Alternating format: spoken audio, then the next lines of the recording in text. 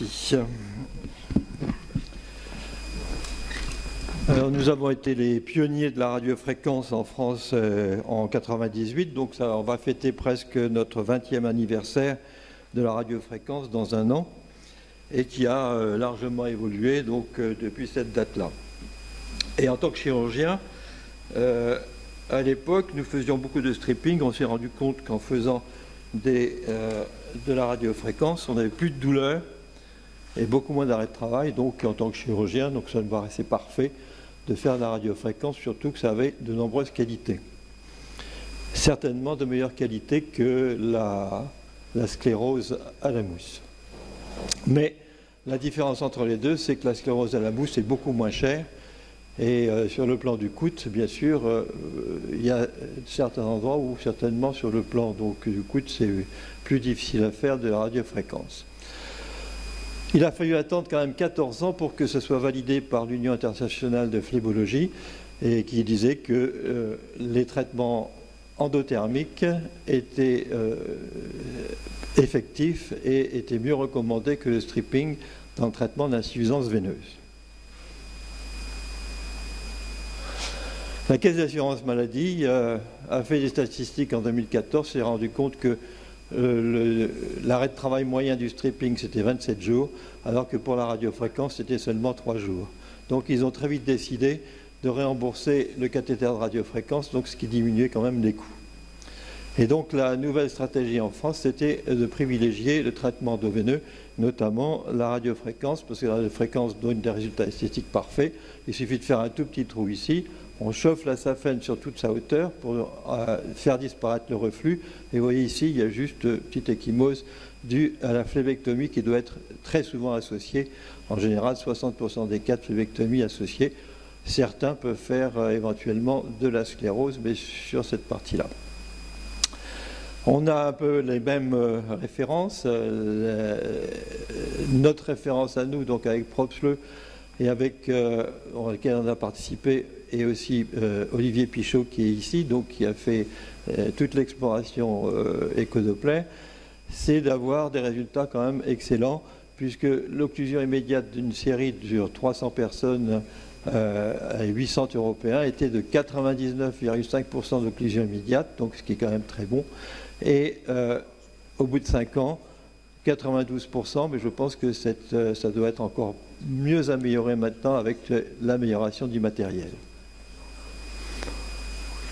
Rasmussen, donc on vient de le citer déjà auparavant, je ne vois pas les mêmes courbes que le prédécesseur, on comparait les 4 traitements possibles et ça montre que, alors c'est vrai qu'en même temps que la mousse, la récupération est très rapide, c'est vrai que c'est comme la mousse, c'est pas très douloureux, c'est le score de douleur est le plus faible avec la radiofréquence. Ici, on a l'occlusion à 1 an. C'est bon pour tous, sauf effectivement la mousse qui est déjà passée, elle, à 84%. Donc, on a déjà 16% de perte dès la première année. Alors, c'est vrai, comme dit le orateur précédent, c'est qu'il n'y a eu qu'une seule injection de mousse et il n'y a pas eu de réinjection l'année suivante ou l'année d'après. Donc, ces résultats peuvent être améliorés, mais ça sous-entend qu'il faut faire plusieurs séances de sclérothérapie, les recontrôler au bout de 6 mois, 1 an, et revoir et recommencer sans être sûr de fermer complètement. Et là aussi, donc, les récidives, vous voyez qu'il y a moins de récidives avec la radiofréquence. Alors, les contre-indications, vous avez vu tout à l'heure qu'il y en avait énormément avec la mousse.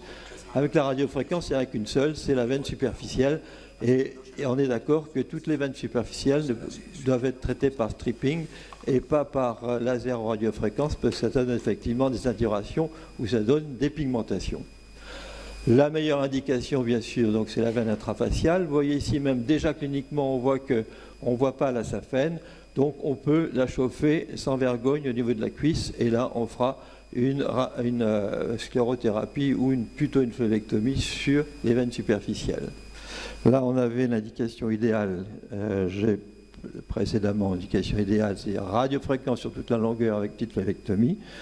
Ensuite, vous voyez que nous aussi, on a nos obèses et que là, une petite ponction pour récupérer et tuer la saphène. Et puis là aussi, on a un abord assez difficile à travers cette graisse de la grande saphène et de la saphène antérieure, et on pourra passer les sondes dans ces deux.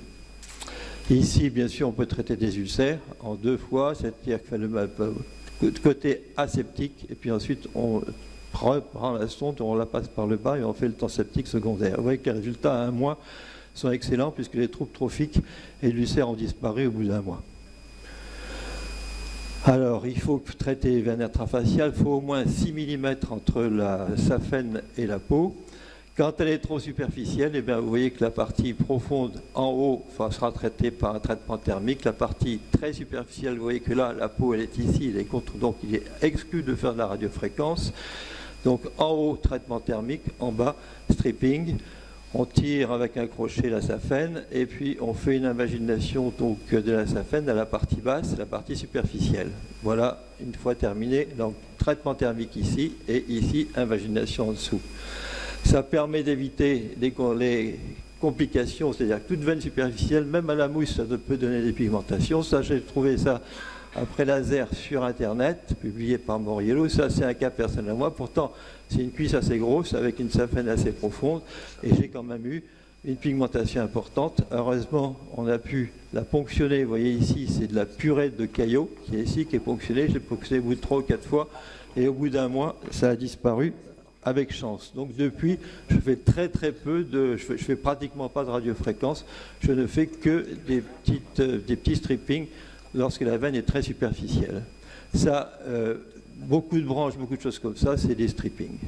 Chez quelqu'un, vous voyez, le matériel qui a été repris en stripping, en radiofréquence ou en laser, ça prend énormément de temps, ou il faut le faire en plusieurs fois. On a fait une étude énergétique pour essayer d'améliorer les performances donc, de la radiofréquence. Avant, il avait été conçu un protocole qui était très simple, automatique, efficient et durable, avec un traitement sur 7 cm et pendant 20 secondes.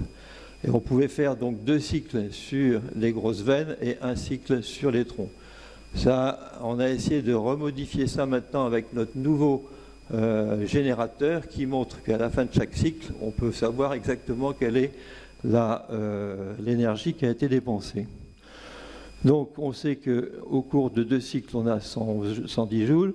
On sait que sur un cycle, c'est uniquement 60 joules. Donc on arrive à voir un petit peu ce que donne la machine au premier, deuxième et troisième cycle. Alors après, il ne reste plus qu'à comparer l'énergie qui était nécessaire et théoriquement nécessaire pour un diamètre et la comparer à la fin de chaque cycle avec l'énergie réellement délivrée par le système. Ce qui fait qu'en comparant les deux, voilà, ça c'est l'énergie théorique, et on arrive à voir le nombre de cycles qu'on peut faire maintenant. Donc il faut en faire plus que l'ancien protocole. Là, on voit ici, alors je ne sais pas pourquoi ça sort comme ça, c'est vraiment petit, mais ça veut dire qu'une fois qu'on a terminé le cycle, on sait si on doit en rajouter un peu ou si on peut passer donc au segment inférieur. Donc voilà ici, donc on sait maintenant que sur les très grosses veines, ce n'est pas un cycle qu'il faut faire, mais sur les très, très grosses veines au-dessus de 11 mm, eh bien il faut faire 3 cycles, et au-dessus de 13 ou 15, 4 cycles, on peut même aller jusqu'à 5 cycles sans aucune douleur et sans aucune brûlure. Voilà, donc en conclusion, on peut dire que la radiofréquence est indolore et très performante. La qualité des résultats dépend de la quantité d'énergie, bien sûr, et on va pouvoir même calculer ça à la seconde près. On va avoir des générateurs qui calculeront en secondes. Et voilà, donc c'est une très bonne place croissante dans le traitement des saphènes.